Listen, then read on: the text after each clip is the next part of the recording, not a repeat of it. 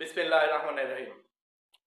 Plus Pharma দেশের জনগণের নিকট একটি আস্থা এবং নির্ভরযোগ্য ঔষধ বিক্রিত প্রতিষ্ঠান। সাধারণ জনগণ থেকে সবাই এইখান থেকে নির্বিঘ্নে আস্থার সহিত ঔষধপত্র কিনে নিয়ে যায়।